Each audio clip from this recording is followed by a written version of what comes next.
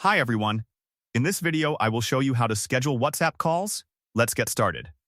First, open WhatsApp on your phone and tap the Calls tab at the bottom of the screen. Inside the Calls section, look for the Schedule Call option and tap on it. Now, add a title for your call. This can be something simple, like project discussion, study session, or family call.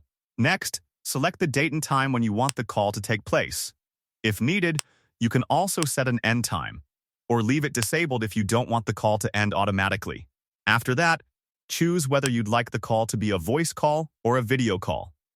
Once everything looks good, tap Next in the bottom right corner. Now select the people you want to invite. You can schedule the call with one contact or create a group call with multiple participants. Finally, tap Next again to confirm. That's it.